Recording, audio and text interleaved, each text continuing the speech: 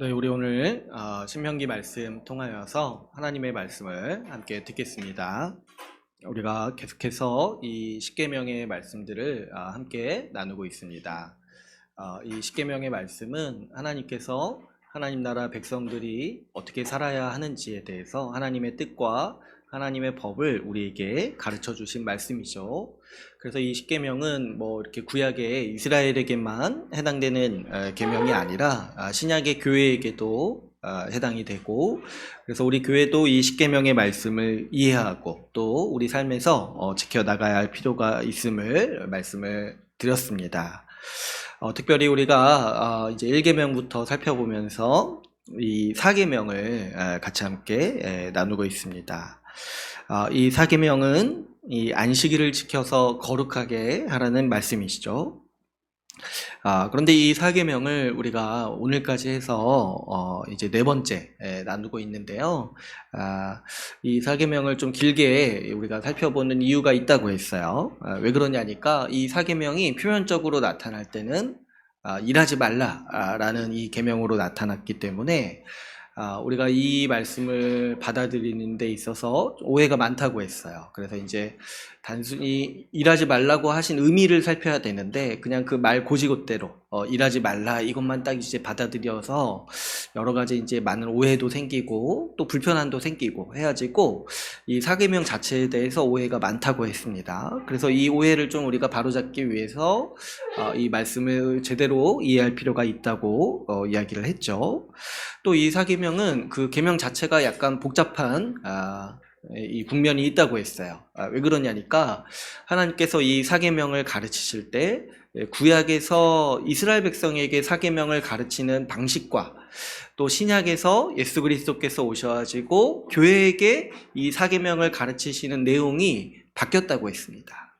그래가지고 우리가 이 구약, 지금 신약의 시대를 살아가는 교회로서 이 계명이 왜 바뀌었는지를 이해할 필요도 있는 것이고, 왜 신약에서 예수님이 이 4계명을 가르쳤는지에 대해서도 우리가 알 필요가 있는 것이죠. 그래서 이런 이제 복잡하고 오해도 많고 해가지고 우리가 이 4계명을 지금 한 달 정도 같이 함께 나누고 있습니다. 오늘은 이제 우리가 좀 길게 나눠가지고 그동안 나눴던 말씀들의 좀 핵심 사항만 정리를 해서 나누기를 원하고요.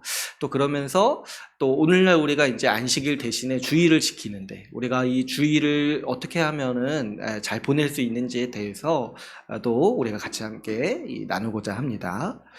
우리가 이 4계명을 이해하려고 할 때 먼저는 이제 가장 중요한 것은 이 안식의 개념에 대해서 우리가 이해해야 된다라고 같이 이야기를 했죠. 안식이라고 딱 하면은 단순히 이제 쉰다 이런 의미일 것 같은데 사실 성경에서 이 안식은 더 큰 개념이라고 했어요. 그래서 이제 안식을 대체해서 쓰는 말 중에 하나가 이제 샬롬이에요. 샬롬. 그래서 이제 샬롬이라고 하는 것도 어떻습니까? 평강, 또 평안 이런 뜻으로도 우리가 많이 해석을 하죠. 그러니까 이 안식은 우리 인간이 아주 총체적으로 만족을 누리면서 어떻습니까? 평강을 누리는 상태라고 우리가 부를 수가 있는 것이죠. 우리가 그런데 이 평강을 누리고 안식을 누리기 위해서 가만 생각해 보면은 우리 전인이 만족을 누려야지만이 안식을 누릴 수 있다는 것을 우리가 생각해 볼 수 있어요. 뭐 이렇게 가장 직관적으로는 좀 몸이 평강해야죠. 몸이 좋아야죠. 건강해야죠. 그리고 또 근데 우리가 몸만 건강하다고 해서 안식을 누리는 게 아니에요. 어떤 사람은 정서적으로 피곤해요. 또 곤비하고 마음이 아파요. 어떤 분들은. 그래서 우리가 이 안식을 누리기 위해서는 육체적으로도 건강할 뿐만 아니라 어떻습니까? 정서적으로도 건강해야 돼요. 또 우리가 인생을 살아가면서 큰 이 안식을 누리는 또 토대가 뭐냐니까 좋은 관계 속에서 우리 사람은 행복할 수가 있어요. 뭐 이렇게 사람이 혼자서 행복하는 경우는 거의 없다고 봐야죠. 우리 사람은 항상 어떤 관계 속에서 그 관계가 평안하고 또 그 관계에서 만족을 누릴 때 서로 사랑하고 서로 또 그 안에서 협력하고 살아갈 때 그럴 때 우리 사람은 안정감을 누리고 평안을 누리는 거죠. 또 어떻습니까? 우리 사람에게 있어서 우리 이제 신자만 아는 지식인데 우리 사람에게 있어서 가장 큰 안식의 요소가 뭐냐면은 바로 우리의 영적인 안식이에요. 우리 하나님과의 관계 속에서 우리의 죄의 문제가 해결되고 하나님과 소통할 수 있고 하나님의 형상을 보면서 그 하나님을 알아가고 또 그 하나님을 통해서 우리가 세상을 분별하면서 살아가는 이 모든 영적 활동이 다 우리 삶의 아주 큰 안식의 기둥인 거죠. 그러니까 이 안식이라고 생각했을 때 우리는 우리 인간의 총체적인 평강이다. 우리는 이렇게 생각을 해야 된다는 거죠. 이 사계명은 그래서 이 안식에 대해서 우리가 이제 생각해 볼 수 있도록 하는 계명인데, 특별히 이 사계명이 명령하고 있는 바는 뭐냐니까 오직 하나님으로 말미암아서 안식을 누리라는 거예요. 하나님만을 통해서 우리가 안식을 누릴 수 있으니까 이 사계명은 뭡니까? 다른 어떤 우상을 의지해서 안식을 얻으려 하지 말고 하나님만을 의지해서 하나님이 주시는 안식을 기쁘게 누려라. 이렇게 우리에게 명령하고 있는 계명이 바로 이 사계명이라고 할 수가 있습니다. 특별히 우리가 1계명부터 이 사계명을 살펴볼 때 이 10계명의 구조상 처음 앞에 4개의 계명은 이 하나님을 향한 의무를 나타내고 있다고 했어요. 그래서 첫 번째로 우리가 다른 신을 내게 두지 말고 하나님만을 사랑하고 섬겨라. 라는 게 1계명이었죠. 2계명은 무엇이었습니까? 하나님만을 바르게 예배해라. 또 3계명은 어떤 거였습니까? 하나님의 영광을 위해서 살아라. 라고 말씀을 했던 거죠. 사계명도 이렇게 보면은 이 앞에 어떤 1, 2, 3계명에 어떻게 보면 결론이라고 할 수 있어요. 우리가 하나님만을 예배하고 또 어떻습니까? 하나님을 위해서 살 때, 하나님을 향해서 살아갈 때 어떤 삶을 누리게 되냐니까 하나님으로부터 오는 안식을 우리가 누리게 된다는 거죠. 또 여러분 또 이 10계명에서 1번부터 4번까지의 계명은 또 한편으로 이 경계하는 게 뭐냐면은 우상 숭배에 대해서 경계하고 있어요. 다 이제 1계명도 직접적으로 다른 신을 내게 두지 말라. 그리고 4계명도 말하는 게 뭐냐니까 우상을 섬기는 방식으로 안식을 얻으려 하지 말라는 거죠. 그래서 우상을 통해서 안식을 얻으려 하지 말고 하나님이 주시는 안식을 누려라. 이게 이제 우리 사계명을 아주 이렇게 충분히 이해한 모습이라고 할 수가 있습니다. 그러니까 우리가 이 사계명을 통해서 볼 때 우리가 분명히 경계해야 되는 게 뭐냐니까 내가 우상을 통해서 안식을 얻으려 하지 않는지 이런 걸 경계해야 되는 것이고 또 어떻습니까? 우리 하나님이 우리에게 안식 주시고 내가 하나님을 의지하면서 살아갈 때 나에게 오는 삶이 뭐냐니까 바로 안식을 누리는 삶이라는 거예요. 특별히 우리가 이 사계명을 볼 때 우리는 하나님이 어떤 분인지를 아주 분명히 알 수가 있는 것이죠. 여러분 이 사계명을 통해서 우리는 하나님이요 우리에게 안식 주시는 분이라는 사실을 알 수가 있어요. 하나님이 하시는 모든 일들이 다 뭐냐니까 우리에게 안식을 주시기 위해서 하시는 일이라는 거예요. 하나님은 우리에게 안식을 주시기 위해서 이 세상을 만드셨습니다. 그래서 이제 7째 날을 거룩하게 하시고 안식을 누리신 게 뭐냐니까 이 창조의 목적이 우리에게 안식을 누리도록 하셨다는 거예요. 우리가 살아갈 터전을 만드셨어요. 그리고 이 세상에 좋은 소산물들을 만드셔가지고 우리가 그 모든 것들을 받아서 누리도록 하셨습니다. 이 세상의 각종 모든 나무의 열매를 다 먹으라고 하신 말씀 이면에는 이 세상의 좋은 소산물들을 다 우리에게 주셨다는 거예요. 그래서 우리가 그 세상을 누리고 그것을 기뻐하고 이 모든 것이 뭐냐니까 하나님이 우리에게 선물로 주시는 안식이라는 거죠. 또 그뿐만이 아니죠. 함께 살아갈 사람들을 보내주셔가지고 우리가 이 관계 속에서 행복함을 누리도록 하셨습니다. 서로 사랑하고 서로 협력하고 서로 도우면서 살아갈 때 우리가 삶의 보람도 느끼고 또 어떻습니까? 그 관계 자체에서 오는 복이 있는 거예요. 그래가지고 우리가 그 하나님이 주시는 안식을 받아서 누리도록 하신 것이죠. 뿐만 아닙니다. 우리에게 아주 고귀한 사명을 주셨어요. 이 세상을 다스리고 지키고 경작하라고 하셨어요. 여러분 우리 하나님께서 이 세상을 만드셨고 사람도 만드셨는데 사람에게 일을 안 주시면은 사실 사람은 그 인생 자체를 보람 있게 살 수가 없는 거예요. 성취감도 누릴 수가 없는 거죠. 그런데 하나님께서는 사람에게 아주 고귀한 사명, 이 세상 전체를 다스리고 경작하고 지키는 사명을 주신 거예요. 그래서 이 사람이 일을 하면서 보람도 느끼고 성취감도 누리고, 또 이게 이 일 자체가 얼마나 고귀한 일입니까? 사람이 하는 일이 원래 뭐냐니까 이 세상을 지키고 다스리는 거예요.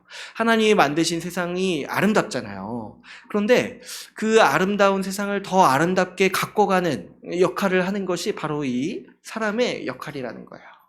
그러니까 우리 사람이 얼마나 고귀한 일을 하도록 창조되었는지 보면은 우리가 이 일을 하면서 이 안식을 누리는 거예요.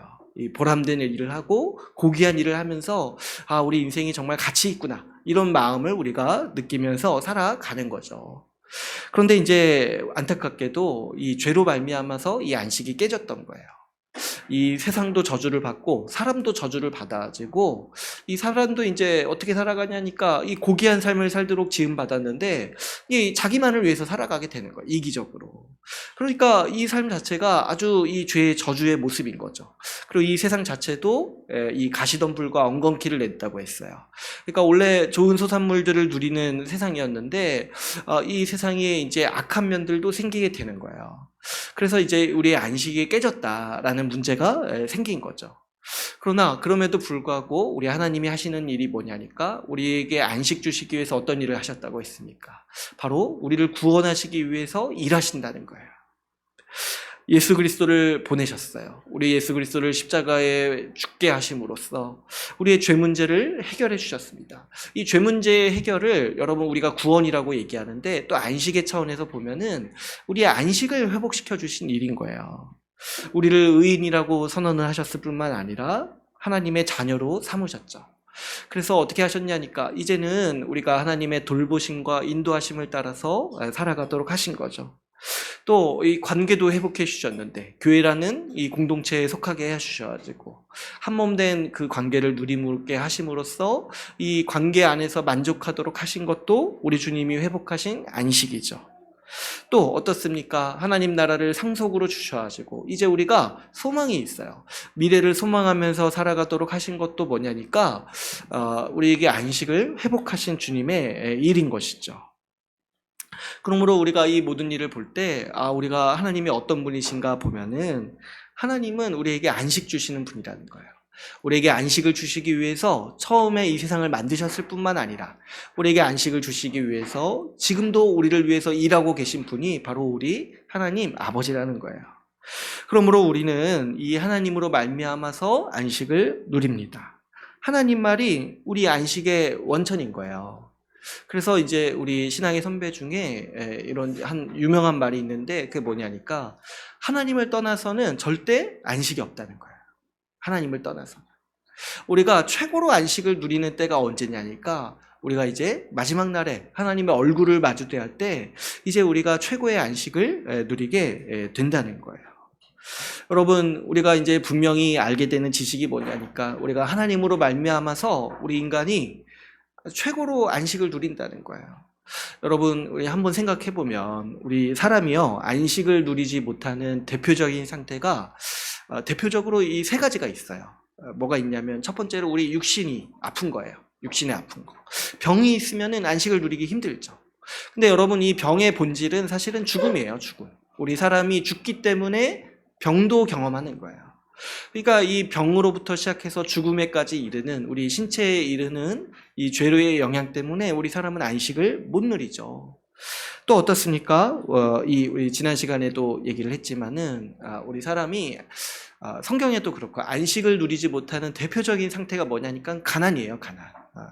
이 물질적으로 궁핍한 게요, 우리가 사람이 안식을 누리지 못하는 아주 대표적인 증상이에요. 그렇지 않습니까? 여러분, 가난해서 제때 못 먹고 또 좋은 것들, 이 세상의 좋은 것들을 못 누린다라면은 그것도 하나님이 원하시는 상태가 아니라는 거예요. 하나님은 우리를 풍족하게 채우기를 원하셨어요. 그래서 하나님이 기뻐하시는 게 뭐냐니까, 우리가 많이 먹고 좋은 것들 많이 먹는 거 원하시는 거예요. 그래서 우리는 딱 생각을 했을 때 성경도 이 경계하는 게 뭐냐면, 가난에 대해서도 경계를 하는 거예요. 또 이제 어떤 상태가 있냐니까, 이 죄인 된 상태인 거예요. 죄인 된 상태. 여러분, 우리가 우리 인생의 대부분의 고통은 사실 죄로 말미암습니다. 죄로. 죄 때문에 우리 삶이 괴로운 거예요. 우리 이제 제가 아까 이 관계에서 행복을 느낀다고 했잖아요. 근데 요즘 사람들은 어떤 생각을 하냐면 관계 자체가 힘들다는 생각을 하는 거야. 관계 자체가. 그래가지고 그런 얘기도 하는데 이 타인이 지옥이다. 뭐 타인은 지옥이다. 뭐 이런 드라마가 있어요.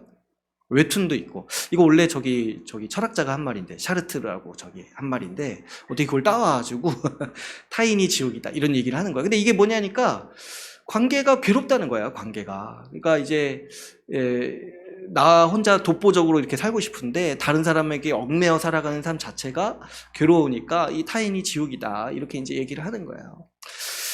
그런데, 왜 그러냐니까, 결국에 죄 때문에 그런 거예요. 죄 때문에 좋은 관계를 이룰 수가 없고 이 죄로 말미암아서 관계가 파괴되는 거예요. 여러분, 이 죄의 아주 강력한 속성이 뭐냐니까 관계를 파괴하는 거예요. 관계를. 대부분의 죄는 관계를 통해서 드러나요. 그렇기 때문에 죄를 가지고 있을 때 인간은 그 인생 자체가 괴로울 수밖에 없는 거예요. 죄로 말미암아서 이 사망도 경험하죠. 죄 때문에 또 어떻습니까? 관계도 다 파괴되죠. 그러니까 뭐 가난이 해결되더라도 이 물질이 부하더라도 결국 이 죄 문제 때문에 인생은 괴로울 수밖에 없는 것이죠. 그런데 우리 주님께서는요, 이 모든 문제를 다 해결해 주셔서 이 죄 문제도 해결해 주시고 또 이 죽음의 문제도 해결해 주시고 또 이 성경에 보니까 가난의 문제도 해결해 주셨다는 거예요. 뭐라고 우리 주님이 어떻게 가르치셨습니까? 우리 예수님이 우리 말씀하실 때 먹고 사는 거 걱정하지 말라고 말씀하셨어요. 무엇을 먹을지, 무엇을 마실지, 또 무엇을 입을지 걱정하지 말라고 하셨어요. 왜 그러냐니까 하나님 아버지께서 그거 다 채워주신다는 거예요. 그거 걱정하면서 살아가는 인생이 저주받은 인생인데 이제 우리에게 안식을 주셨다고 하셨잖아요. 그러니까 우리 하나님께서 이제부터 어떻게 하시냐니까 우리를 돌보시고 먹이시고 입히신다는 거예요. 그러니까 먹을 거 입을 거 걱정하지 말아라. 가난의 문제 하나님이 해결해 주신다. 근데 이제 어떻게 해결하시는가 봤더니 이 사도행전에서 교회를 통해서 교회가 서로 돕고 재산을 나누고 그래서 어떻게 말합니까? 교회 안에 가난한 자가 없다라고 말할 정도로 이 교회를 통해서 우리 가난의 문제도 해결해 주신다는 거예요. 그러니까 우리 주님이 이 신약 성경을 통해서 말씀하시는 중요한 내용이 뭐냐니까 우리가 이제 완전한 안식에 들어갔다는 거예요. 여러분이 죄 문제를 해결하신 것도 굉장히 큰 안식이에요. 이게 뭐냐니까 여러분 우리가 죄 문제 때문에 고통스러워하는 게 두 가지 차원이 있어요.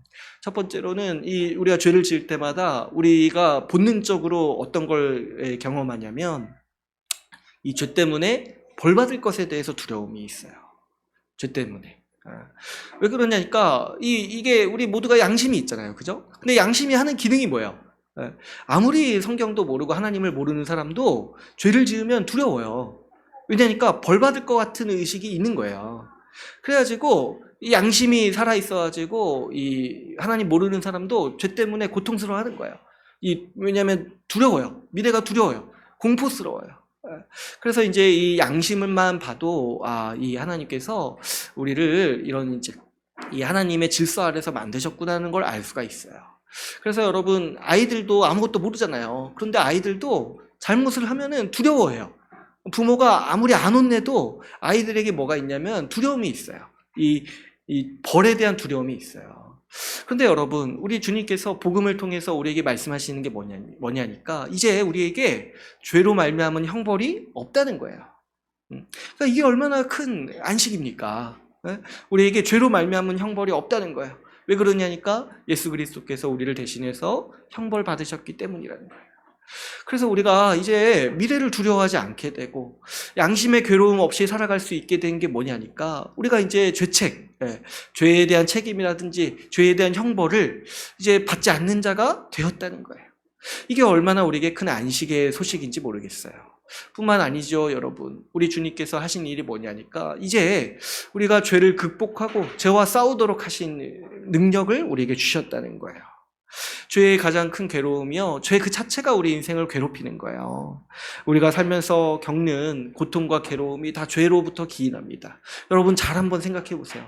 내 인생이 왜 이렇게 힘들었나, 내 인생이 왜 이렇게 고통스러운가 생각해 보면 결국에 이 죄 문제예요. 내 죄 때문에 힘들던가 다른 사람의 죄 때문에 힘들던가 이 문제가 있는 거예요. 그런데 우리 주님께서 이 선언하신 게 뭐냐니까 이제 우리에게 새 마음을 주시고 성령을 주셔가지고 이제 우리가 이 죄를 이기면서 살아가도록 하신 거예요. 그래서 우리 삶에 죄로 말미암은 영향이 없도록 하시고, 죄로 말미암은 그 쓰디쓴 열매를 맛보지 않도록 우리를 딱 돌보시고 죄에서 돌이키게 하신 것이 바로 우리 주님이 주신 이 복음의 능력인 거죠. 그렇기 때문에 우리 인생에 이 죄 문제가 해결되었기 때문에 누리는 안식이 큰 거예요. 이게 우리 안식의 실체이고, 또 우리가 안식을 누리는, 아주 우리가 안식하고 또 우리가 우리 삶이 평안하다고 말할 수 있는 가장 큰 이 증거이기도 한 것이죠. 그러니까 여러분, 우리가 이제 확실히 알 것은 뭐냐니까, 하나님을 떠나서는 절대로 안식이 없다는 거예요. 우리가 안식하다든가 행복하다든가 평강하다든가 이런 모든 개념에 있어서 이 모든 행복, 이 모든 안식의 주인이 바로 우리 하나님이라는 거예요. 이것을 우리가 반드시 바로 새겨야 하는 것이고, 이것이 우리 사계명이 가르치는 본질인 거예요. 우리가 하나님을 통해서만 안식을 얻을 수 있다는 거예요. 주님께서 이거를 왜 강조하시고 또 사계명을 이렇게 또 강조하시냐니까, 여러분, 우리 사람이요 많이 착각하는 것 중에 하나가 뭐냐면, 우리는 하나님 없어도 행복할 수 있다고 생각해요. 하나님 없어도 안식을 누릴 수 있다고 생각하는 게 우리 죄인의 아주 깊은 죄성인 거예요. 근데 이게 뭔지 아세요, 여러분? 내가 하나님이 없어도 행복할 수 있다, 내가 하나님이 없어도 복을 누릴 수 있다, 이렇게 생각하는 게 뭔지 아세요? 이게 바로 우상숭배라는 거예요. 우상숭배. 우상을 통해서 하나님의 이 안식을 누릴 수 있다, 우상을 통해서 복을 누릴 수 있다고 생각하기 때문에 우리는 하나님 없이도 잘 살 수 있다라고 은연중에 생각을 하는 거죠. 그래서 제가 이제 이번 주에 부모 간담회도 있었는데, 우리 우상숭배가 많이 드러나는 것 중에 하나가 자녀 교육이라고 했어요. 왜 그러냐니까, 자녀들한테 인생의 가장 중요한 가치를 가르칠 때 자꾸 뭐라고 하냐면, 공부 잘해야지 먹고 살 수 있다고 말하는 거 있잖아요. 이게 아주 우상숭배의 대표적인 말들이라는 거예요. 아니, 그렇잖아요. 이 먹고 사는 문제, 또 아이들이 좋은 직장 가져서 좋은 삶을 누리기 위해서는 공부 잘해야 된다고 말하는 거는 결국에 우상을 믿는 거죠. 하나님으로부터 만족이 오지 않고, 하나님으로부터 먹고 살지 않고, 하나님으로부터 복을 누릴 수 있다고 가르치지 않고, 이 세상의 학력이라든가 이 세상의 어떤 좋은 기준이라든가 이게 나를 먹고 살게 만든다고 하기 때문에 이게 우상숭배에 해당된다는 거예요.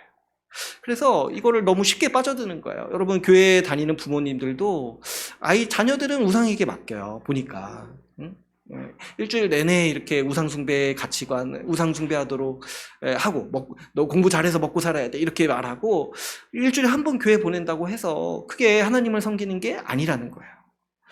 어쨌든 여러분, 우리는 이 우상숭배에 너무 많이 미혹되기 때문에 이 사계명을 분명히 인식하고 우리 마음에 새겨야 하는 것이에요. 여러분, 우상숭배를 하는 삶에요 결코 안식이 없다는 거를 우리가 아주 뼈저리게 알아야 돼요. 뼈저리게. 물론 이제 경험해보고 아는 게 가장 뼈저리인데, 우리가 말씀을 통해서 경험 안 해보고도 알아야 돼요. 그죠? 이거 내가 한번 실험해보겠다 해가지고 한번 빠지면 돌이킬 수 없을 수 있어요. 여러분, 안식이 없습니다. 우상숭배의 삶에. 하나님 없이 만족을 누리지 못해요. 우리 사람은 이 죄의 저주가 있어가지고 어떤 거 우상을 통해서 안식을 얻으려고 할 때 어떤 저주에 빠지냐니까, 만족을 몰라요. 만족을 몰라요. 어디 저기 그런 거 있잖아요. 이렇게 저 하나 있으면 내가 좀 만족할 것 같죠. 그런데 이제 그게 오래 가지가 않는 거예요. 이 과학적으로 증명이 됐다고 하더라고요. 사람이요, 자극이 있어, 이렇게 자극 법칙이 있어가지고 처음에 이렇게 자극을 받으면은 기뻐하다가도 그 동일한 자극이 계속 있으면 어때요? 그냥 익숙해져가지고 이제 흥미가 식는 거예요. 근데 더 만족을 누리려면 어떻게 해야 돼요? 더 큰 만족이 필요하다는 거예요. 더 큰 자극, 이게 필요한 거예요. 근데 이게 한계가 없다고 하죠. 그래가지고 여러분, 이렇게 하나 사서 만족감을 누리다가도 금세 식어가지고 금세 실증 느끼고, 또 어때요? 새로운 것을 항상 찾는 게 우리 인간의 저주예요. 만족하지 못하고 항상 새로운 것을 동경하는 거. 그래서 여러분, 이런 문제에 우리가 취약할 뿐만 아니라 이 죄의 문제에서도 취약한 걸 봤을 때, 여러분, 우리가 이 우상을 통해서, 특별히 이 세상 사람들이 의존하는 돈이라는 우상이요, 절대로 우리에게 만족을 주지 못한다는 것을 우리가 이 강력하게 인식하고 살아야 하는 것이죠. 그래서 여러분, 우리가 이 사계명을 생각할 때 우리는 우상이 아니라 하나님이 우리에게 만족 주신다, 하나님이 우리에게 안식 주신다, 이렇게 생각을 하고, 하나님이 어떤 분이신가, 하나님은 우리에게 안식을 주시는 분이시다, 이런 생각을 가지고 이 굳건히 우리가 살아야 하는 것이 마땅합니다. 특별히 우리가 이 사계명을 자세히 함께 나눌 때 이 사계명을 지키는 두 가지 방식이 있다고 했어요. 첫 번째로는 뭡니까? 일하지 않는 방식으로 이 사계명을 지키는 방식이 있고, 두 번째는 일을 하는 방식으로 이 사계명을 지키는 방식이 있다고 했어요. 우리 이제 말씀에서는 직접적으로 말하는 거는 이 안식일에 일하지 말라는 방식, 일하지 말라는 방식으로 이 사계명을 지켜야 된다라고 가르칩니다. 그런데 이제 이게 왜 그러냐니까, 제가 이제 누누이 말씀드렸다시피 우리가 우상숭배의 방식으로 안식을 얻으려고 할 때 가장 이제 흔하고 가장 이제 많이 드러나는 증상이 쉬지 않고 일하는 태도이기 때문에 그런 거예요. 우리가 이제 쉬지 않고 일하는 그 동기가 뭔지 한번 생각을 해보면은 다 그렇죠. 어떤 사람은 먹고 살기 위해서 그래요. 그 왜 그러냐니까, 내가 일하지 않으면은 먹고 살기 힘들다 생각을 하는 거죠. 근데 이것도 중심이 뭐예요? 내가 일함으로써 먹고 산다고 생각하는 거잖아요.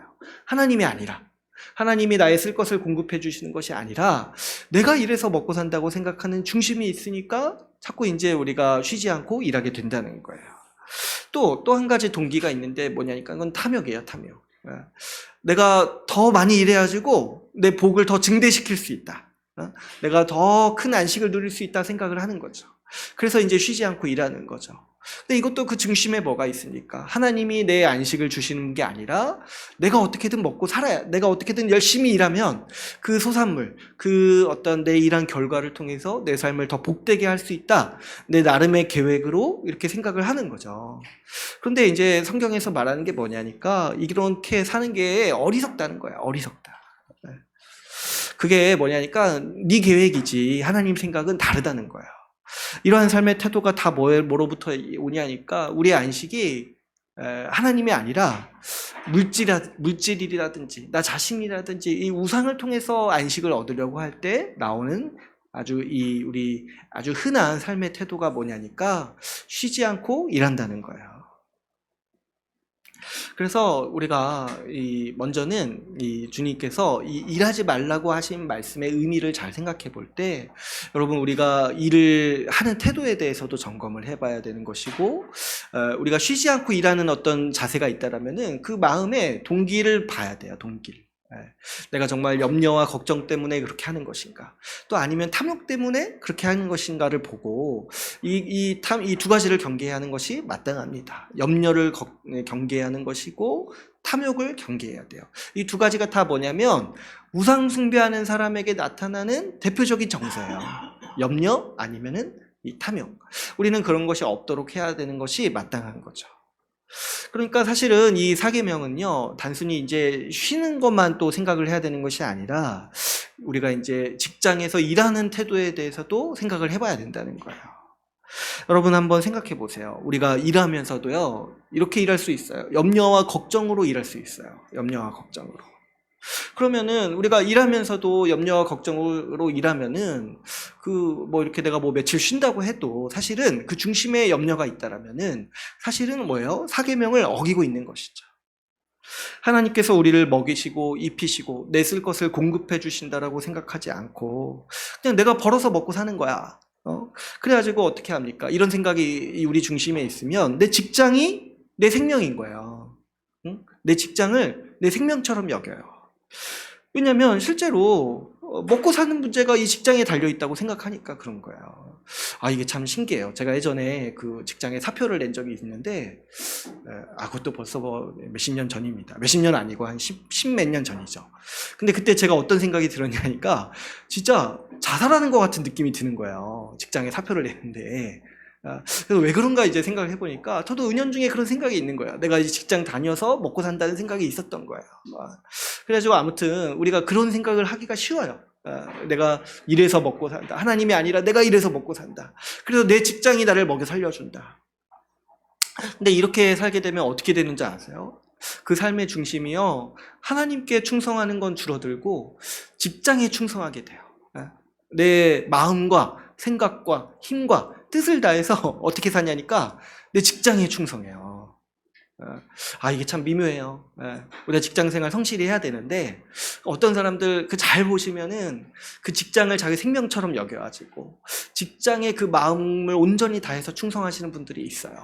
근데 그거는 어쩔 수 없는 거예요. 그분들은 어떻게 생각하냐니까 직장이 나를 먹여 살린다. 직장이 내 신이다. 이렇게 생각을 한다는 거예요. 제가 한번 예전에 어떤 이제 대학교 선배를 만났었는데 그분이 이제 한번 이 직장이 대기업을 다녔는데도 그 대기업도 M&A가 되면서 이 정리해고를 대량으로 했던 거예요. 근데 그때 그 이 선배분이 거의 이 잘릴 뻔하다가 간신히 위기를 모면한 거예요. 그럼 그 다음부터 이제 좀 직장생활 누리면서 다니면 되잖아요. 근데요, 그거 한번 경험하니까, 그 한번 잘릴 뻔한 순간 경험하니까 직장을 못 떠나는 거예요. 그래가지고 그분이 어떻게 다니냐니까 퇴근을 안 해요. 퇴근을. 일이 없는데도 퇴근을 안 해요. 왜 퇴근 안 했냐니까 혹시 직장에서 연락 올 수도 있으니까. 항상 보니까 약속 장소도 그 직장 근처에서만 만나요. 왜냐하면 항상 직장으로 갈 준비를 하고 있는 거예요. 퇴근 시간에도. 이게 뭐예요? 직장을 하나님처럼 여기면서 순종하는 거예요. 그러면서 이 자기의 충성을 다 바치는 삶인 거죠. 이게 너무 안타까운 거예요. 너무 안타까운 거예요. 근데 이제 우리도 자칫 잘못하면 그 염려에 매몰되고 걱정에 매몰되고 내가 이래서 먹고 산다는 중심이 정말 있으면은 우리도 이렇게 가기가 굉장히 쉽다는 거죠. 그래서 여러분, 우리 일할 때 염려를 통해서 일하는 거, 또 내가 이래서 먹고 산다는 거, 이런 태도를 경계해야 돼요. 우리 직장도 하나님이 주시는 거고 이 직장을 통해서 먹고 살게 하시는 것도 하나님이신 거예요. 하나님이 더 큰 분이실 거예요. 하나님이 내 직장보다 더 크세요. 그 직장에서 내가 뭐 좀 안 되더라도 우리 주님이 먹여 살리신다는 거. 우리는 그걸 믿고 살아가야 하는 것이 마땅하죠. 또 어떻습니까? 우리 탐욕도 경계해야 됩니다. 우리가 일하면서도 그 동기가 탐욕이 있다라면은 그 역시도 우상숭배인 거예요. 여러분, 하나님을 떠난 사람이 가장 의지하고 우상으로 삼는 게 뭐냐면 이 물질에 대한 욕심이에요. 물질에 대한 욕심. 그래서 우리가 일할 때 정말 이 일을 통해서 이 책임을 진다, 이런 태도가 아니라, 하나님이 주시는 은혜로 일하는 것이 아니라 내가 일 더 함으로써 이 일을 통해서 좀 내 삶을 더 부하게 하겠다, 더 욕심을 내겠다, 이런 중심도 뭐냐니까 이 하나님을 떠난 우상숭배의 증상이라는 거예요. 여러분, 이런 사람들의 중심에 뭐가 있습니까? 돈이 나에게 행복을 준다, 돈이 나에게 미래에 대한 안정감을 준다, 이런 생각이 있으니까 자꾸 어떻게 사냐가라니까 탐욕을 위해서 일한다는 거예요. 더 벌기 위해서, 이미 충분한데도 더 벌기 위해서 시간을 희생하고 또 관계도 희생하고 이렇게 이제 일을 통해서 더 벌려고 하는 것도 뭐냐면 이 탐욕이라는 중심이 있는 것이죠. 근데 여러분, 우리가 또 이걸 왜 또 경계해야 되냐니까 우리는 보통 이 탐욕을 죄라고 생각하지 않아요. 그리고 이것을 우상숭배라고 생각 잘 안 해요. 왜 그러냐니까 우리가 살아가는 사회가 탐욕을 미덕으로 여기는 사회로 바뀌었어요. 여러분, 이제 저도 인터넷에서 이제 커뮤니티라든가 이런 사람들이 하는 말들을 보면은 어떤 말들을 하냐면 그냥 이렇게 뭔가 물건을 사고 지른다, 이런 표현을 쓰는 게 하나의 미덕이에요. 그래가지고 누가 이런 거예요. 나 이거 뭐 샀다 하면은 댓글들이 축하합니다, 이런 거 달려요. 축하합니다. 서로 칭찬해줘요. 잘했습니다. 그러니까 이런 거 보니까 서로 이게 이 탐욕을 아주 미덕이라고 생각을 하는구나. 예전에는 우리는 그렇지 않았어요. 사실 검소하고 자족하는 게 미덕이었어요. 근데 이제 오늘날엔 그런 게 없어요. 그냥 이제 뭔가 더 물질을 누릴 수 있는 삶을 더 추구하고 그것들을 더 독려하고 이렇게 하는 거죠. 그렇죠, 여러분? 우리가 좀 어떻습니까? 열심히 일해서 잘 먹고 잘 사는 사람들을 죄 짓는다고 생각을 잘 안 하잖아요. 그죠? 그것이 오히려 권장할 만한 일이고, 또 우리 또 어떻습니까? 어떤 경우에는 그게 본이 된다고 생각을 해요. 그래서 너희들도 다 이렇게 해가지고 성공해야 된다. 인생의 성공으로서 그러한 삶을 포장해 주는 거예요. 그래서 우리 그리스도인도 이 자칫 잘못하면은 탐욕이 죄라는 생각을 잘 안 하게 되고, 탐욕이 우상숭배라는 생각을 잘 안 하게 된다는 거예요. 왜냐하면 사회에선 그걸 자꾸 권장하거든요. 더 열심히 해서 더 많이 벌어서 성공한 삶을 살아. 더 좋은 집, 더 좋은 차를 누려. 그래서 다른 사람에게 본이 돼. 이렇게 얘기를 한다는 거예요. 요즘은 어떤 윤리적으로 탁월한 사람이 본이 되는 게 아니라 물질이 많은 사람이 본이 된다라고 얘기를 하고 있다는 거죠. 그러나 여러분, 우리는 이 시대를 아주 명확히 분별해야 돼요. 성경 말씀은 탐욕이 분명히 죄라고 우리에게 가르치고 있습니다.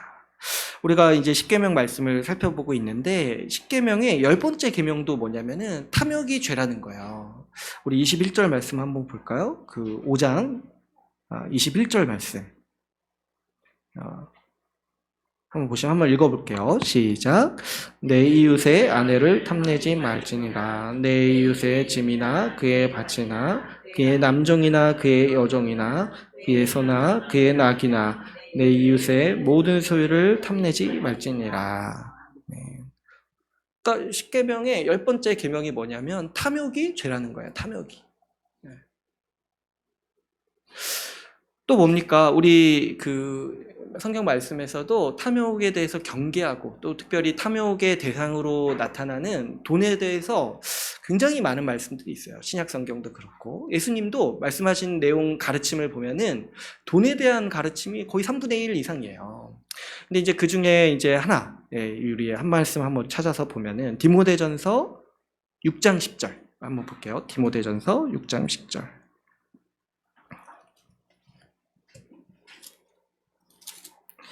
6장 10절 말씀 같이 함께 읽겠습니다. 시작. 돈을 사랑함이 일만하게 뿌리가 되나니 이것을 탐내는 자들은 미혹을 받아 믿음에서 떠나 많은 근심으로써 자기를 찔렀도다. 이 말씀에서도 분명히 말하죠. 돈을 사랑하는 탐욕이 그걸로 통해서 일만하게 뿌리라는 거예요. 그러니까 아주 큰 가장 강력한 우상 숭배라는 거예요. 그리고 또 어떻게도 얘기합니까? 이것 때문에 미혹을 받아서 믿음에서 떠나는데 그로 말미암아서 어때요? 많은 근심이 생긴다는 거예요. 그러니까 사실 우리 자본주의 시대를 살아갈 때 돈이 우리에게 만족을 준다, 돈이 우리에게 행복을 준다 생각하기 쉬운데, 성경은 이 반대로 말한다는 거예요. 이 돈을 사랑할 때 오히려 안식을 누리지 못한다라고 우리에게 분명히 가르치고 있다는 거죠. 그러면 우리 주님이 어떻게 하시냐니까, 우리 주님은 우리에게 물질적인 풍요로움도 주신다고 했어요. 근데 뭐 돈을 사랑하는 거랑 물질적인 풍요로움이랑 뭐가 다르냐 했을 때, 우리 주님은 우리에게 일용할 양식을 주신다는 거예요. 일용할 양식. 일용할 양식을 매일 주신다는 거예요. 근데 이제 일용할 양식이라는 게 뭐냐니까, 내가 먹고 살기에 충분한 양식인 거예요. 근데 이제 돈을 사랑할 때는 이 기준을 넘어가서 어떻게 돼요? 내가 먹고 사는 거 내 필요 이상으로 너무 과도한 부가 사실 사람에게 안식을 주지 못한다라고 성경은 경계하고 있는 것이죠. 그래서 우리 잠언 말씀에 아주 유명한 말씀이 있는데, 이게 아주 큰 지혜를 우리에게 주고 있어요. 그게 뭐냐니까, 너무 부하게도 하지 마옵시고 너무 가난하게도 하지 마옵시고, 이렇게 말씀을 하는 거예요. 그러니까 여러분, 분명히 하나님은 가난에 대해서는 경계하세요. 그런데 더 많이 경계하시는 게 뭐냐니까, 돈을 사랑하는 것, 탐욕에 빠지는 것을 더 경계하시는 거예요. 그 두 가지가 우리의 안식을 침해하고 우리가 안식을 누리는 삶을 살지 못하도록 하기 때문이죠. 그래서 여러분, 우리가 일할 때 있잖아요. 좀 먹고 살만 하면은요, 거기서 딱 만족하는 태도가 필요한 거예요. 더 욕심 부리지 말고, 더 과도한 부를 축적하기 위해서 더 많이 일하지 말고, 더 큰 돈을 위해서 살지 말고, 거기에서 딱 만족하면서 가족을 보살피고 교회를 책임지는 삶이 우리 신자의 삶인 거예요. 그때 주변 사람들은 이상하게 볼 거예요. 아니, 이거 하면은 돈 더 버는데 왜 안 하냐, 이렇게 할 거예요. 근데 그런 사람들은 그렇게 살 수밖에 없는 거예요. 돈이 그 사람들에게 전부인 거예요. 근데 우리는 그렇지 않아요. 우리는 그 돈마저도 하나님이 주신다고 생각하면서 사는 거예요. 근데 이제 간혹가다 어떤 분들은 하나님이 그냥 복을 주실 때가 있어요. 내가 특별히 탐욕도 없고 더 돈을 많이 벌고 싶지도 않았는데 희한한 복을 주셔가지고 더 돈을 더 주시는 분도 있어요. 뭐 보면은 더 충분한 부를 누리시는 분도 간혹가다 있습니다. 근데 그분 중심에 정말 탐욕이 없는 분들도 있어요. 근데 그런 분들은 그 주시는 그 돈이 은사라고 생각을 하고 그걸로 더 많은 사람들을 섬겨야 돼요. 저도 좀 그런 인생으로 불러주시면 감사하겠는데 좀 은사가 다른 것 같아요, 은사가. 근데 저도 보면은 주변에 진짜 그런 분들이 계시더라고요. 정말 뭐 직장 생활이 아니라 큰 사업 하시면서 정말 이 많은 재산을 가지고 계신데도 탐욕이 없으셔가지고 기회만 되면은 자기 재산 나눠서 목회자들 돕고 또 사역을 돕고 하시는 분들이 있더라고요. 그래서 그런 거 보니까 저런 은사가 진짜 실제로 있구나 제가 이제 보게 되는 거죠. 근데 어쨌든 여러분 우리가 직장생활 일하면서 이렇게 버는 돈이 그 돈으로 먹고 살 수 있다라면은 거기서 만족하고 그게 하나님이 우리에게 주시는 최고의 복이라고 생각을 해야 돼요. 최고의 복. 다른 사람은 어떻게 사는지 보면서 막 부러워하고 그러는 거는요. 그는 내가 아직 중심에 혹시 탐욕이 있지 않은지 봐야 돼요. 탐욕이. 여러분 먹고 살만하면은 거기서 만족을 하고 이 만족하고 자족하는 삶이요 우리 신자의 가장 큰 지혜 중에 하나예요. 그러면서 어떻게 하냐니까 더 혹시나 더 많은 돈이 생기면은 그것으로 우리 지체들을 돕고 그것으로 교회를 섬기는 것이 우리가 인생을 복되게 살아가는 방식이요 이 사계명을 지키는 방식임을 우리가 기억할 필요가 있습니다. 또 여러분 우리가 이제 일하지 않는 방식에 대해서도 나눴는데 지난주에는 우리가 어떻게 했습니까? 일하는 방식에 대해서도 우리가 얘기를 했죠. 지금 이제 우리가 어떤 상황이냐니까 이제 그리스도로 말미암아서 안식에 들어간 사람들이에요. 우리는 매일 그리스도를 의지함으로써 안식을 누립니다. 그래서 어느 하루만 특정을 해가지고 그날만 쉬는 방식으로 안식을 누리는 삶이요 이제 우리에게는 해당되지 않아요. 우리는 그리스도 덕분에 매일 죄와 싸우고 매일 의롭다함을 누리고 매일 소망을 가지고 살아가는 안식을 누리고 있습니다. 그래서 이제 우리에게는 어떤 삶의 방식이 있냐니까 이제 더 이상 내가 내 안식을 위해서 일할 필요가 없어요. 우리는 이제 어떻게 사냐니까 다른 사람이 안식을 누리도록 돕고 다른 사람을 안식을 누리도록 섬김으로써 우리도 안식을 누리는 삶의 방식을 가지면서 살아갑니다. 그런 거죠. 다른 사람이 어려울 때 돕고 또 우리 최고의 안식이 뭐냐니까 하나님을 아는 거예요. 주의 말씀을 올바로 알고 복음을 아는 거예요. 그래서 복음을 모르는 사람에게 복음을 전하고 또 어떻습니까? 말씀을 가르치는 거. 이 모든 게 다 뭐냐니까 다른 사람의 안식을 위해서 내가 돕고 섬기는 이 방식이죠. 여러분 이 삶의 방식이요 어떻게 보면은 이 믿지 않는 사람과 믿는 사람의 가장 큰 차이라고 할 수 있어요. 믿지 않는 사람의 삶의 지향은 결국에 자기가 자기 자신의 어떤 안식을 위해서 살아갑니다. 그리고 또 어떻게 합니까? 자기가 이렇게 자기 자신의 안식을 위해서 살아가면서 자기 삶에 좋은 걸 누리면서 또 그걸 자랑해요. 이게 이제 그 믿지 않는 사람의 가장 큰 보람이에요. 자기를 자랑하는 거. 자기가 누리는 걸 자랑하는 거죠. 자기가 이룬 성취들을 자랑하는 거예요. 자기가 이룬 명예라든가 뭐 이렇게 이룬 어떤 물질적 부라든가 이런 걸 자랑하는 게 이 믿지 않는 사람들의 가장 큰 삶의 보람이에요. 그래서 뭐 그런 말이 있죠. 세상에서 사람들이 가장 하고 싶은 말이 뭐냐니까 자기 자랑인 거예요. 자기 자랑. 근데 또 뭐가 있는지 아세요? 세상에서 사람들이 가장 듣기 싫은 말이 뭐냐니까 남이 자기 자랑하는 거. 여러분 이게 저주받은 사회의 생활이에요. 다 자기를 자랑하고 싶어 하는데 또 어때요? 남이 자기 자랑하는 거 다 듣기 싫어하는 거. 그래서 여러분 이게 이제 믿지 않는 사람의 삶의 지향이에요. 자기를 자랑하는 거. 자기를 위해서 살고 자기를 자랑하는 거. 근데 여러분 우리 신자에게는 뭐가 가장 복된 삶으로 여겨지냐니까 나로 말미암아서 다른 사람이 복을 누리는 게 이 신자에게는 이 삶의 지향점이고 그것이 큰 보람이고 그것이 큰 삶의 목표이자 기쁨인 거예요. 신자에게는 완전히 다른 감각이 있어요. 이제 신자는요, 자기가 뽐내는 거, 자기를 뽐내는 거에 이제 흥미를 잃는 거예요. 그 삶이 얼마나 초라한 삶인지를 아주 직시하는 감각이 있거든요. 하나님이 우리를 그렇게 살라고 만드신 게 아닌 거예요. 우리에게 이 다른 사람을 도우면서 복을 누리고 기쁨을 누리도록 하는 감각이 생긴 거죠. 그래서 여러분, 우리는 이제 이렇게 사는 거예요. 나로 말미암아서 한 사람이라도 도움을 얻으면은 그것이 정말 값지다고 생각을 하는 거예요. 또 어떻습니까? 나로 말미암아서 한 사람이라도 길을 잃지 않고 진리 안에 거하고 하나님을 알고 그 믿음을 지키면서 끝까지 살아갈 수 있다라면, 정말 한 사람이라도 나로 말미암아서 그럴 수 있다라면은 내 삶이 헛되지 않았구나, 내 삶이 정말 복되구나, 이렇게 말할 수 있는 감각이 우리 신자에게는 있다는 것이죠. 그러므로 여러분, 우리는 어떤 사람들이냐니까 다른 사람을 섬기고 도움으로써 기쁨을 누리고 그것을 통해서 성취감을 맛보고 또 어떻습니까? 우리 인생의 보람을 느끼고 안식을 누리는 사람이 되었다는 것이죠. 여러분, 하나님께서는요, 우리를 고귀한 인생으로 부르셨습니다.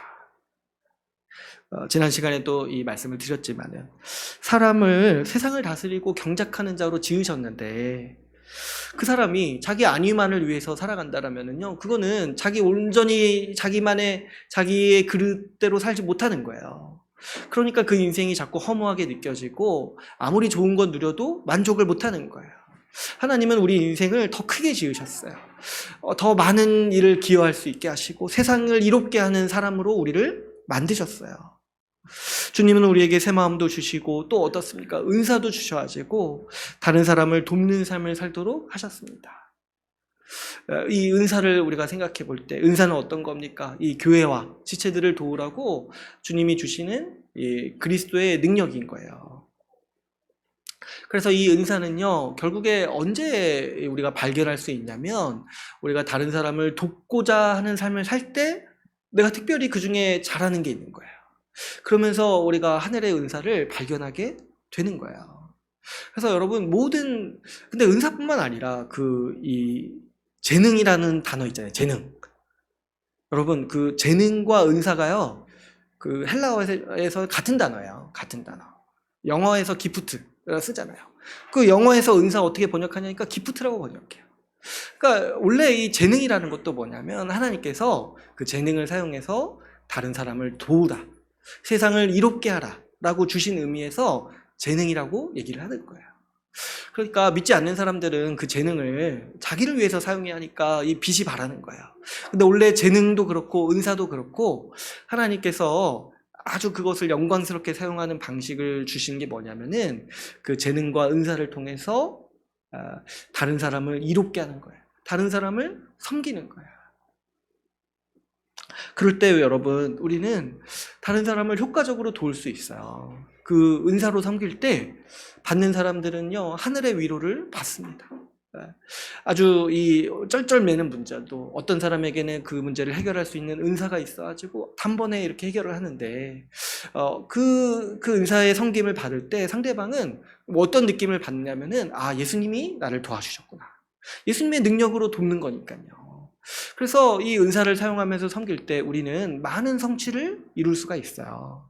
많은 사람을 도울 수 있고 많은 사람에게 하늘의 위로를 전할 수가 있는 것이죠. 또 여러분, 은사를 내가 적극적으로 사용하면서 섬길 때요, 그 사용하는 사람에게도, 섬기는 사람에게도 큰 기쁨이 있습니다. 왜 그러냐니까, 그게 자기가 정말 그 태어난 모습대로 살아가는 거거든요. 자기가 정말 자기 존재에 합당하게 살아가는 거예요. 그럴 때 우리에게 이 특별한 안식이 있습니다. 내가 내 존재에 합당하게 산다라는 느낌이 들 때, 하나님이 날 지으신 그 모습에 합당하게 최선을 다해서 산다는 느낌이 들 때 오는 특별한 안식이 있어요. 여러분 한번 생각해 보세요. 이렇게 옛날에 이렇게 이소부화 같은 데서도 미운 오리 새끼 있잖아요. 거기서 왜 이 백조가 오리로 사는데 왜 허전하고 왜 그렇게 우울하고 왜 그렇게 힘듭니까? 자기 존재에 맞게 안 사니까 힘든 거예요. 자기 존재에 맞게 안 사니까. 근데 이제 나중에 자기가 백조인 줄 알아가지고 막 이제 하늘을 알면서 아주 아름답게 살아갈 때 그때 이제 행복한 거야. 우리 신자도 마찬가지예요. 우리 신자를 하나님이 지으시고 만드실 때 은사를 주시고 재능을 통해서 다른 사람을 돕는 인생. 그래서 세상을 다스리고 경작하고 지키는 그 고귀한 사명을 합당하게 담당하는 인생으로 만드셨어요. 그래서 우리가 실제로 은사를 사용하고 다른 사람을 도울 때 우리가 어떤 느낌을 받냐니까 내가 진짜 하나님 지으신 목적에 걸맞게 그 존재에 걸맞게 살고 있구나 라는 그 마음이 딱 들을 때 우리 가운데 하늘의 안식이 있는 거예요. 그래서 그 삶의 보람도 있을 뿐만 아니라 하늘의 기쁨이 있습니다. 그래서 여러분 우리는요 이제 무엇을 통해서 또 안식을 누리냐니까 다른 사람을 위해서 다른 사람의 안식을 위해서 일함으로써 우리는 안식을 누리는 사람이 되었습니다. 그러므로 여러분 이렇게 이 사계명을 지키는 방식이 크게 두 가지가 있는 거예요. 첫 번째로는 일하지 않는 방식으로 지키면서 이 염려와 탐욕을 경계하는 것.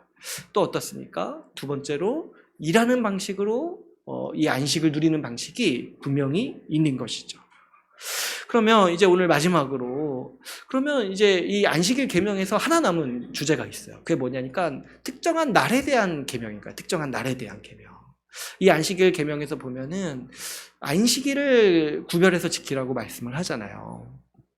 그러면은 이제 마지막으로 우리가 이 특정한 날, 우리는 이제 주일을 지키는데 그러면 주일을 어떻게 보내는 것이 가장 합당한지에 대해서 우리가 좀 나누고자 합니다.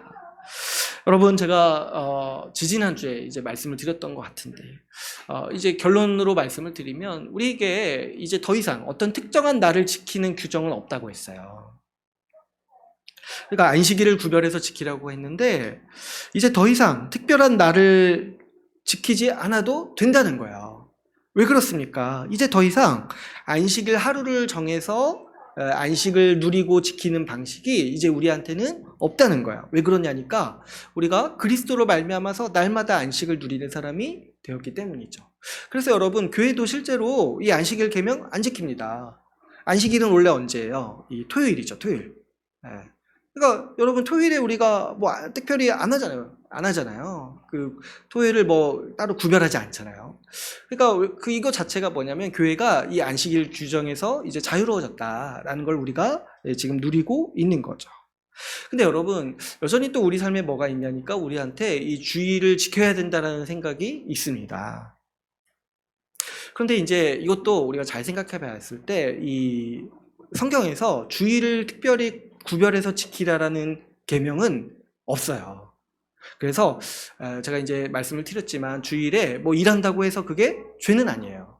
주일에 뭐 이렇게 뭐 한다고 해서 그게 특별히 죄가 되지 않아요. 왜냐면 어차피 그 계명이 없고 안식일 계명도 날에 대한 이제 이 계명이 아니기 때문에 이제 우리에게는 그렇기 때문에 주일을 이렇게 특별히 뭐 이렇게 구별해서 지키라는 것이 없기 때문에 주일에 뭐 일한다거나 뭐 주일에 예배를 못 드렸다거나 한다고 해서 그게 죄는 아니라고 우리가 생각을 할 수가 있어요. 그런데 여러분 그러면 이렇게 뭐 질문할 수 있을 것 같아요. 그럼 주일에 뭐 예배 빠지고 놀러 가도 됩니까? 네, 원론적으로 돼요. 그렇게 하고 싶으면 진짜 그렇게 하세요. 그런데 성경에서 신약 성경에서 왜 주일을 거룩하게 지키라는 계명이 없는지를 이해할 필요가 있어요. 여러분 말씀 한 구절만 한번 살펴볼게요. 우리 사도행전 2장 46절을 한번 살펴보겠습니다. 사도행전 2장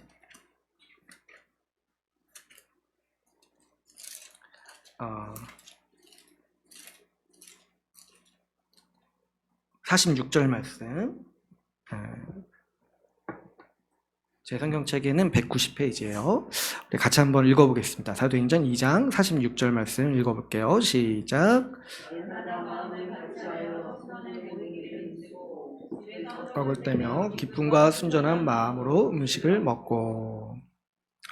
네, 여기서 보면은 교회가 어떻게 처음에 행했냐니까 날마다 성전에서 모여서 예배드리고 말씀 들었던 거예요. 그리고 또 날마다 어떻게 했습니까? 각자 집에 가서 교제도 나눴다는 거예요. 그러니까 여러분 이러니까 사실 신약 성경에는 주일을 거룩하게 지키라는 계명이 필요가 없었던 거예요. 말할 필요도 없죠. 왜냐니까 매일마다 예배 드리고 공예배를 매일 드리고 매일 교제를 나누고 있는데 거기다 대고 굳이 이제 주일 하루 구별해서 우리가 모입시다 이런 얘기 할 필요가 없었다는 거야. 마찬가지로 제가 11조도 말씀드렸죠. 사람들이 자기 전 재산도 내는데 굳이 10분의 1만 내십시오 이렇게 말할 필요가 없었던 거예요. 그러니까 이게 자발적으로 다 이렇게 된 거예요. 자발적으로. 누가 이렇게 나는 매일 가기 싫은데 어쩔 수 없이 매일 가. 이렇게 하지 않고 이게 너무 기쁜 거예요. 공예배로 모이는 것이 기쁘고 또 어떤 뭐도 기쁘냐니까 사적인 교제도 기쁘니까 이거를 자발적으로 매일마다 한 거예요. 그래가지고 이제 제가 말씀드린 적이 있죠. 원래 교회 주일 예배는요 저녁에 있었어요. 왜 그러냐니까 그때 당시는 주일이 쉬는 날이 아니었어요. 근데 그 주일이 특별히 예수님이 부활하신 날이라고 해서 이때 안 모이면은 또 마음이 허전하고 그런 거예요. 그래가지고 모이기를 기뻐하고 힘쓰면서 어떻게까지 했냐니까 저녁에 모여서 저녁에 일 다 끝내고 와가지고 저녁에 모여서 공예배를 드리고 근데 그렇게 할 때 정말 가기 싫은데 억지로 그렇게 갔겠냐는 거예요. 응? 너무 가고 싶어가지고 피곤한 몸을 이끌고 제가 얘기했죠. 그래서 이제 너무 가고 싶어서 왔는데 막상 몸이 피곤해서 졸다가 죽은 사람도 있다.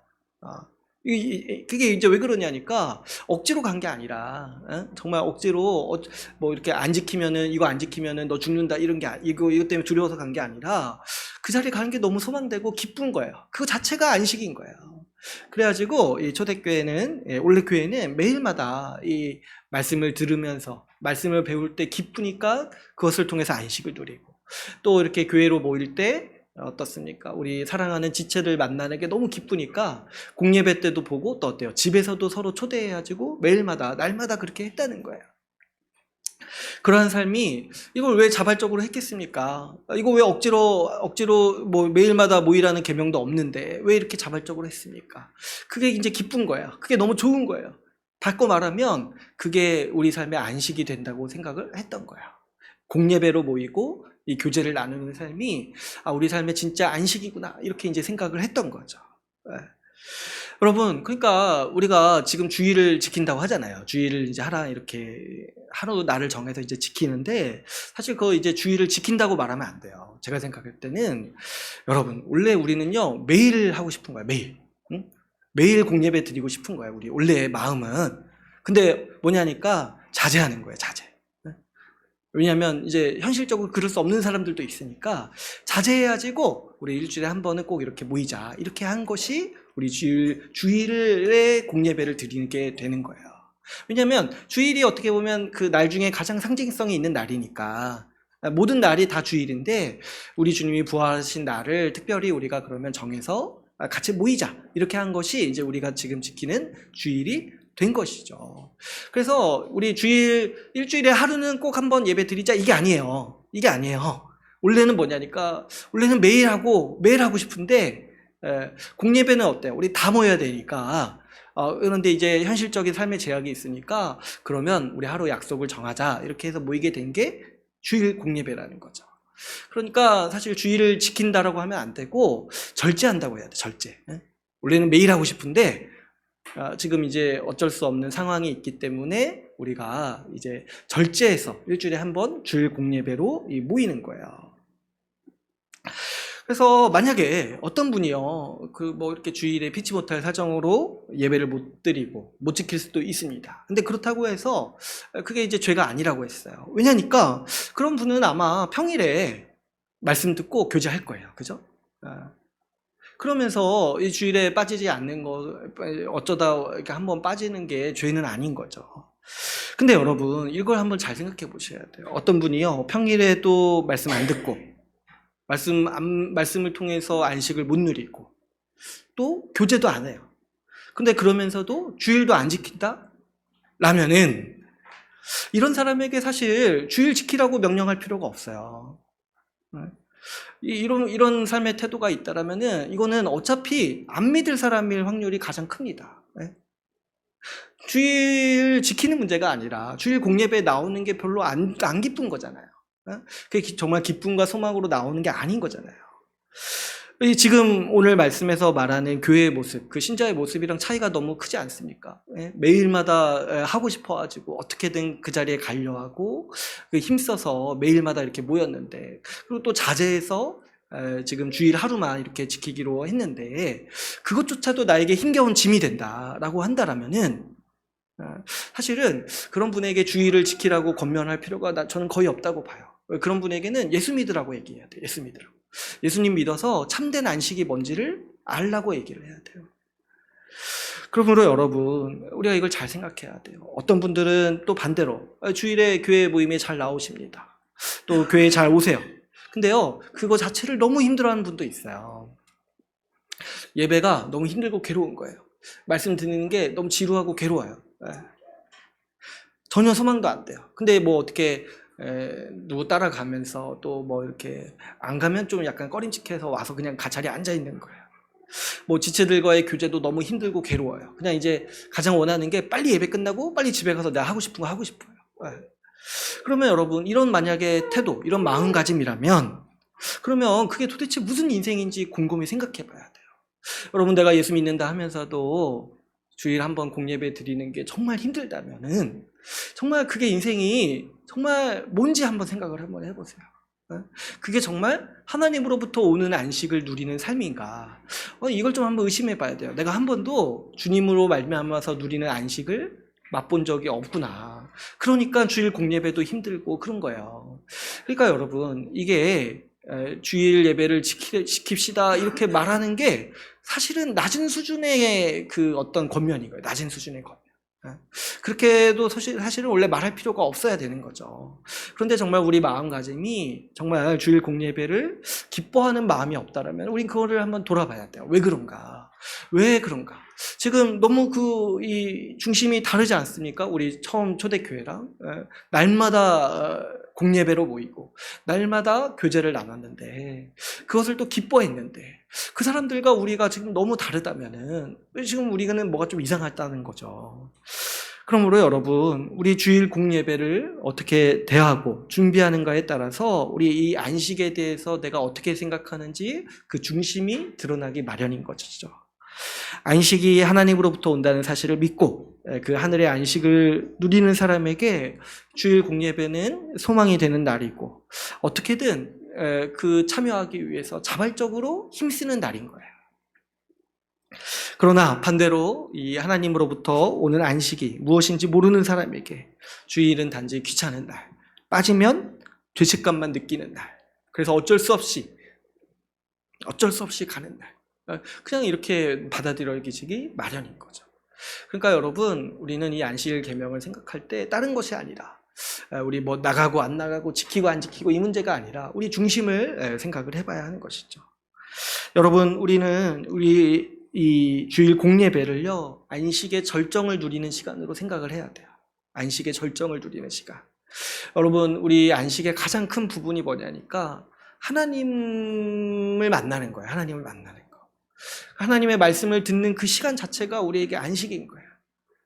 여러분, 우리는 주일 공예배를 통해서 가장 그 안식의 절정의 형태를 받아서 누리는 거예요. 평일에도 우리가 주의 말씀을 듣고 배울 수 있어요. 그런데요, 이렇게 여러분 예배 때 와서 설교를 들으면서 정자세로 이 격식을 딱 차리고 집중해서 말씀을 듣는 거는요, 주일 공예배에 듣는 설교가 유일해요.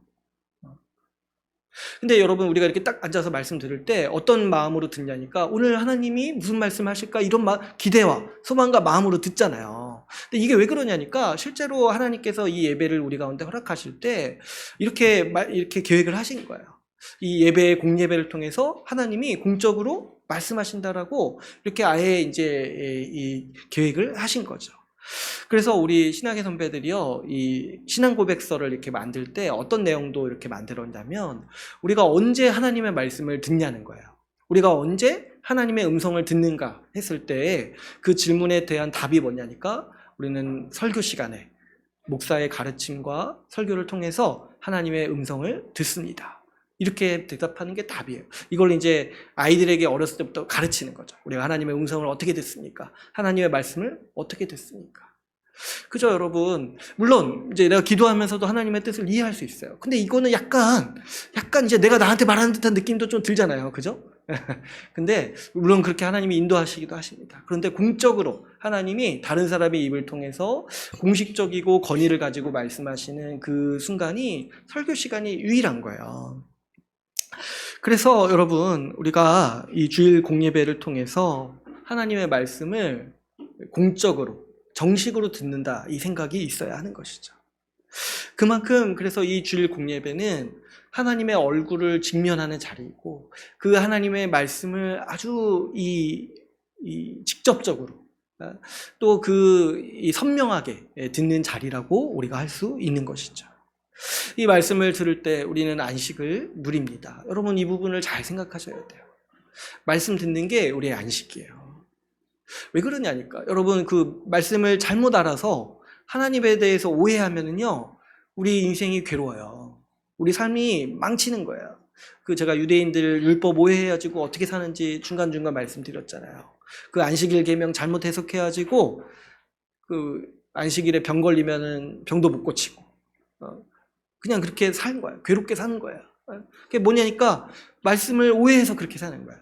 하나님에 대해서 오해하니까 그렇게 사는 거예요. 반대로 우리가 말씀을 온전히 이해하면은요, 얼마나 그 큰 기쁨이 있는지 몰라요. 우리 삶에 대해서 명확히 보게 되고, 무엇보다 하나님이 어떤 분인지 명확히 아는 지식이 우리 중심에 들어오니까 그게 행복한 거예요. 저도 이제 이 한 달 동안 이 안식에 대해서 이렇게 나누다 보니까, 이 하나님이 우리에게 안식 주시는 분이다, 이거 생각하는 게 얼마나 큰 기쁨이 되는지 몰라요. 그래서 아침에 일어날 때마다 피곤하지만 주님이 내 안식이시죠, 이렇게 생각하면서 일어나고, 또 주님이 안식의 근원이라는 생각이 드니까 기도를 좀 더 해야겠다, 이런 생각도 또 들고, 이 지식 하나가 얼마나 큰 저에게 그 안식을 주는지 모르겠어요. 저도 이렇게 말씀을 가르치고 전하는 사역을 하다 보면은 이 듣는 분들이 그런 얘기들을 해요. 이 말씀을 듣고 기쁘다. 말씀을 잘 전해서 기쁜 게 아니라 그냥 그 말씀에 나타나는 하나님을 아는 것 자체가 너무 이제 기쁜 거예요. 제가 언젠가 어디 가서 하나님이 우리 세상을 만드시고 우리에게 복 주셨습니다, 이 한마디 했는데 한 분이 그러더라고요. 자기가 그 너무 큰 위로가 됐다는 거예요. 하나님이 나에게 복 주신다라는 걸 아니까 너무 큰 위로가 됐다는 거예요. 근데 여러분, 이거 이렇게 얘기하면은 누가 모릅니까? 응? 누가 모르냐는 거예요. 다 알잖아요. 하나님 우리 복 주신다 알잖아요. 근데 이거를요, 이렇게 공식적으로 정식적으로 들으면은 어떤 게 있냐니까, 이게 진짜로 느껴지는 거예요. 진짜로 다시 한번 상기가 되고 그 말씀에 믿음이 더 생기는 거예요. 그래서 단순한 말씀의 지식이라도 할지라도 설교를 통해서 들으면은 훨씬 그게 더 하나님의 그 얼굴을 보게 되는, 그 영광을 보게 되는 이 경험을 하게 되는 것이죠. 그래서 사실 우리가 복잡한 말씀을 들을 필요도 없어요. 간단하게 주님이 살아계십니다, 주일에 한 번씩 이 얘기만 딱 들어도 우리에게 힘이 되고 위로가 되는 거예요. 그러니까 여러분, 우리가 주일 공예배 때 이 말씀 듣는 것이 우리의 큰 안식임을 우리가 생각을 해야 됩니다. 또 어떻습니까? 이 주일 공예배를 통해서 우리가 같이 이 교회로 모이잖아요. 이 모임을 통해서 우리가 교제를 누리는 것도 우리 안식의 큰 영역입니다. 우리가 지체와 교제를 나누고, 또 어떻습니까? 이 같이 모이니까 서로 도울 일이 있잖아요. 그때 서로 도울 때 우리가 안식을 누리고, 또 어떻습니까? 서로 모여서 공적으로 말씀을 배우는 자리도 있지만 서로 이제 사적으로 권면하기도 하고, 말씀으로 권면하기도 하고, 또 어떤 사람은 교사로 세워져서 말씀을 가르치는 일에 수고하기도 합니다. 이게 뭐냐니까 서로에게 안식을 전해주고 서로의 안식을 위해서 살면서 교제를 누리는 거예요. 그래서 우리가 같이 모였을 때 우리의 안식이 더 풍성해지는 거죠. 그랬을 때 여러분, 이 기쁨이 우리 주일 공예배에 있는 거예요. 함께 모여서 예배드리고, 함께 모여서 서로 교제를 누리는 삶. 제가 이런 면에서 우리 아이들한테 배우는 면이 굉장히 큽니다. 우리 아이들을 보면은 교회 가는 걸 굉장히 좋아해요. 못 가면 그렇게 슬퍼할 수가 없어요. 이 아이들은요, 초대교회의 영성을 지녔어요. 매일 가고 싶어요. 매일 가고 싶어요. 그래서 제가 참 배우는 게 있어요. 이 아이들이 사실 기뻐하는 거, 가서 친구들 만나는 거 기뻐하는 거잖아요. 그러니까 저도 이게 기쁜 거라는 거를 아이를 통해서 배워요.